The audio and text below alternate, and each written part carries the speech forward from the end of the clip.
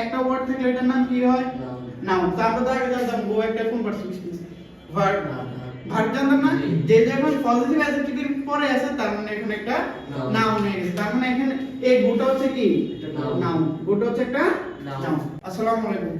আজকে এই ক্লাসটিতে আমরা পার্টস অফ স্পিচের একটা গুরুত্বপূর্ণ টপিক নিয়ে আলোচনা করব, যেটা আমাদের অ্যাডমিশন অথবা জবে প্রয়োজন হয়। এখানে আমার সামনে স্টুডেন্টস আছে, ওদেরকে বেসিক্যালি পড়াচ্ছি, তো ভাবলাম হচ্ছে ভিডিওটা করে ফেলি।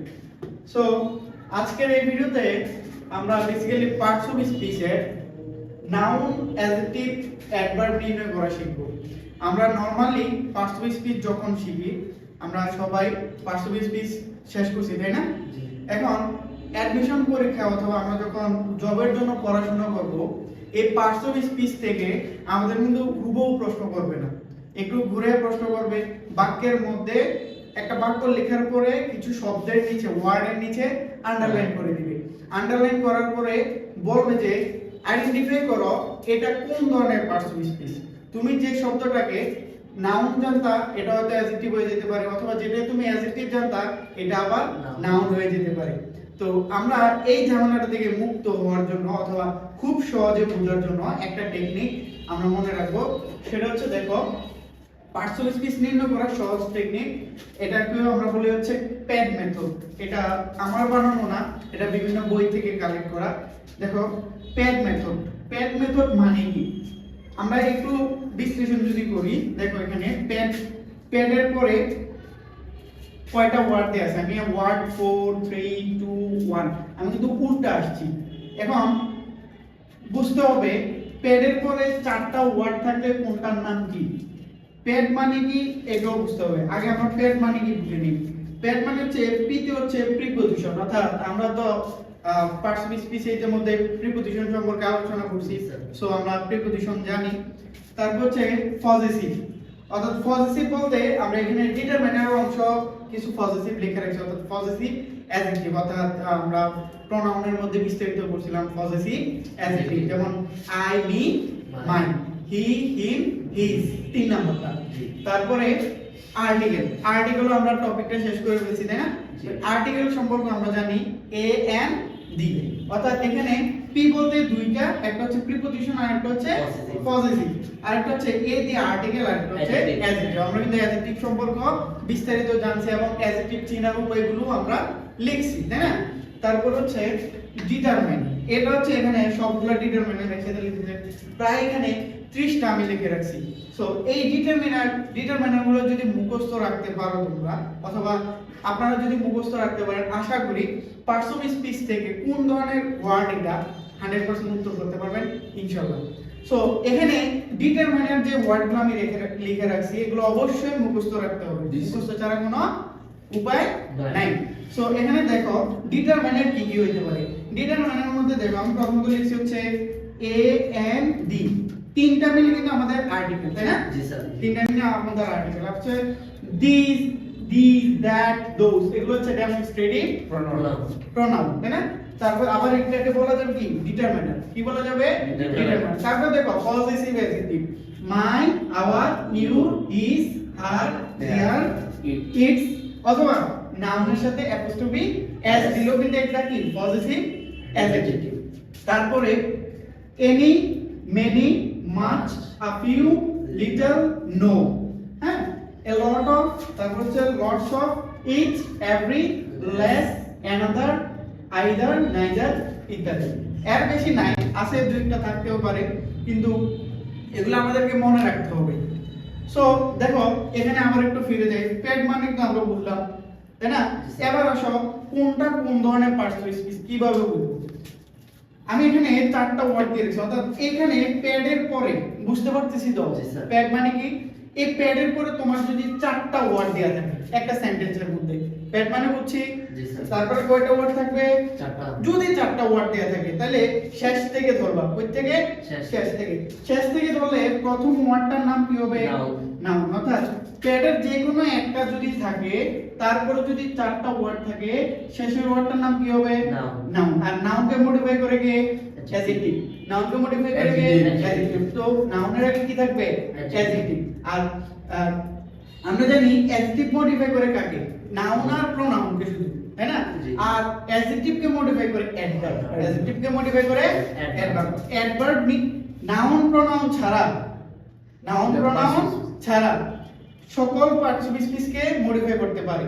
সো অ্যাডভার্ব নিজেকে কি করতে পারে, মডিফাই করতে পারে। তো দ্যাটস মিন আমরা বুঝবো প্যাডের পরে যদি চারটা ওয়ার্ড দেয়া থাকে, প্রথম শব্দটা কি হবে, নাউন, দ্বিতীয় শব্দটা কি হবে, অ্যাডজেক্টিভ, তৃতীয় শব্দটা কি হবে, অ্যাডভার্ব, চার নাম্বারটা অ্যাডভার্ব। এবার ধরো তিনটা ওয়ার্ড দেওয়া আছে, কয়টা ওয়ার্ড, তিনটা, আমি ধরো এটা মুছে দিলাম তিনটা, তাহলে সিকোয়েন্স কিন্তু ঠিকই থাকবে। তিনটা থাকলে প্রথমটা কি হবে, নাউন, দ্বিতীয়টা অ্যাডজেক্টিভ, তৃতীয়টা অ্যাডভার্ব। এবার ধরো দুইটা ওয়ার্ড, কয়টা ওয়ার্ড, দুইটা, তাহলে দুই নাম্বারটা আমি মুছলাম। তাহলে এই প্যাডের পরে যদি দুইটা ওয়ার্ড থাকে, প্রথম শব্দটা কি হবে, কি হবে, নাউন, দ্বিতীয় শব্দটা কি হবে, অ্যাডজেক্টিভ। বুঝতে পারছি? সিকোয়েন্স কিন্তু ঠিকই থাকবে, ঠিক আছে? সো আমরা এখন কিছু एग्जांपल দেখি যেখানে আমাদের অ্যাডমিশনে প্রশ্ন আসবে, ঠিক আছে? আমরা এখন মুখস্থ হয়তো হয় নাই, কিন্তু আমরা মিলে বুঝে নিব যে আসলে যতটুকু টেকনিক শিখছি এতটুকু আসলে কাজে লাগে কিনা। যেমন দেখো, বাট মি নো মার, বাট মি নো বাটস, এটার অর্থটা কি হচ্ছে, ওই যে আমরা যে একটু আমতা আমতা করে কথা বলি না কোনো কিছু জিজ্ঞেস করলে, এটার মানে হচ্ছে বাট মি নো বাটস মানে হচ্ছে আমার সাথে আমতা আমতা করে কথা বলো না, অথবা আমার সাথে কিন্তু কিন্তু করে কথা বলো না। হ্যাঁ, এটা হচ্ছে এটা বাংলা অর্থটা। এখন দেখো বাটস এর নিচে আন্ডারলাইন করা আছে। এখন তোমাকে প্রশ্ন বলবে যে এখানে পার্টস অফ স্পিচ, বাটস, বাটস এই ওয়ার্ডটা কোন ধরনের পার্টস অফ স্পিচ, ঠিক আছে? তো এখন দেখি আমরা, দেখো বাটস এর আগে কি আছে, বাটস এর আগে কি আছে, নো। এখন দেখো আমরা একটা নো পাইছি, তাই না? জি। তো আমরা দেখি নো তো একটা প্রিপজিশন হইতে পারে না, পজিটিভও না, আর্টিকেলও না, অ্যাডজেক্টিভও না, তার মানে একটা ডিটারমাইনার হইতে পারে। দেখো নো কোথায় আছে, এই যে দেখো নো, এখানে কি আছে, নো আছে, নো আছে, এখানে কি আছে, নো, নো, তার মানে নো একটা কি ডিটারমাইনার। তার মানে এখানে প্যারেট কি পেলাম, ডি পাইছি, মানে ডিটারমাইনার। তো ডিটারমাইনারের পরে যদি একটা ওয়ার্ড থাকে, কয়টা ওয়ার্ড, একটা ওয়ার্ড থাকে, কয়টা ওয়ার্ড, এই যে দেখো ডিটারমাইনার একটা ওয়ার্ড না, জি, আর ডিটারমাইনার তো ডিটারমাইনার পরে একটা ওয়ার্ড পাইছি না, বাটস। তো ডিটারমাইনারের পরে যদি একটা ওয়ার্ড পাই, ওটা কোন পার্টস অফ স্পিচ, নাউন, কোন পার্টস অফ স্পিচ, নাউন। তার মানে এখানে বাটসটা হচ্ছে আমার নাউন, বাটসটা কি হবে, নাউন, তাই না? জি। আগে কিন্তু আমরা যেমন শুধু বাট একটা কনজাংশনের মতো কাজ করে, দুইটা সেন্টেন্সকে যুক্ত করে, তাই না? জি। তো দেখো এখানে বাটসের সাথে বাটের সাথে কিন্তু একটা এস আছে, তাই না? তো ডিটারমাইনারের পরে একটা ওয়ার্ড আছে, কারণ এটা না নাউন, এটার নাম কি, নাউন। তারপর দেখো life is but a walking shadow, জীবন একটি ছায়া মাত্র, জীবন একটি কি ছায়া মাত্র। এখন দেখো আন্ডারলাইন করা আছে কিসের নিচে, ওয়াকিং এর নিচে, কিসের নিচে, ওয়াকিং। এখন দেখো তার আগে শব্দটা দেখো, আগে শব্দটা কি দিয়েছে, এ। তো এ একটা কি ডিটারমাইনার হতে পারে, অথবা কি হতে পারে, আর্টিকেল হতে পারে। এখন আর্টিকেলের পরে কয়টা শব্দ আছে, দুইটা, কয়টা শব্দ আছে, দুইটা। প্রথমটার নাম কি, নাউন, প্রথমটার নাম কি, দ্বিতীয়টার নাম কি, তার মানে এখানে ওয়াকিংটা হচ্ছে আমার অ্যাডজেক্টিভ। বুঝতে কোনো ঝামেলা আছে, স্পষ্ট হয় না? এবার দেখো he is very good boy, he is a very good boy, he is a very good boy. এখন দেখো আন্ডারলাইন করা আছে কোথায়, ভেরি নিচে, কিসের নিচে, ভেরি। এখানে দেখো এই একটা কি আর্টিকেল, এই একটা কি আর্টিকেল। তো আমরা জানি এখানে আর্টিকেল অর্থাৎ ইংলিশ পেড মেথড, আর্টিকেল পাইছি, তাই না? আর্টিকেল করে এবার দেখো কয়টা শব্দ আছে, কয়টা শব্দ আছে, তিনটা। তাহলে প্রথম শব্দটার নাম কি, নাউন, প্রথম শব্দটার নাম কি, আরেকটার নাম কি, অ্যাডজেক্টিভ, তারপর আরেকটার নাম কি, অ্যাডভার্ব। তার মানে এখানে ভেরিটা কোন পার্টস অফ স্পিচ, অ্যাডভার্ব। বুঝতে পারছি? আচ্ছা, তারপর দেখো it is your go, it is your go মানে হচ্ছে এটা তোমার পালা, এবার তোমার পালা। আমরা বলি না কেউ কেউ প্রাণ ছেড়ে তুমি আসো, হ্যাঁ, ইট ইজ ইউর গো মানে এবার তোমার পালা। তো এবার তোমার পালার মধ্যে আন্ডারলাইন করা আছে কোথায়, বইয়ের নিচে। এখন দেখতে হবে আগের শব্দটা, আগের শব্দটা কি আছে, ইউর, কি আছে, ইউরটা কি হবে বলো তো, পজিটিভ অ্যাডজেক্টিভ। তো পজিটিভ অ্যাডজেক্টিভের পরে নাউন থাকে, কি থাকে, নাউন। অথবা দেখো ডিটারমাইনারের পরে একটা ওয়ার্ড থাকলে এটার নাম কি হয়, নাউন। তারপর আগে জানতাম গো একটা কোন parts of speech, verb, verb জানতাম না, যে যখন পজিটিভ অ্যাডজেক্টিভের পরে আছে তার মানে এখানে একটা নাউন হয়ে গেছে। তার মানে এখানে এই গুটা হচ্ছে কি Noun. নাউন, গুটা হচ্ছে একটা Noun. Noun. So last question, সবাই বুঝতেছি তো? জি স্যার। পরে দেখো, হি ওয়ার্কড ফর এ ওয়াইল, সে কিছুক্ষণ যাবত হাঁটতো বা হেঁটেছিল। এখন দেখো শুনো, আন্ডারলাইন করা আছে কিসের উপরে? While. কিসের নিচে? While. ওয়াইল এর নিচে। কিসের নিচে? While এর তো নিচে। আগের শব্দটা দেখো তো, আগের ওয়ার্ডটা কি আছে? A. এ। তো এ একটা কি? Article. আর্টিকেল। তো আর্টিকেল বা ডিটারমাইনার হইতে পারে, তাই না? এখন দেখো এই আর্টিকেল অথবা এ এর পরে কি আছে? কয়টা শব্দ আছে? একটা।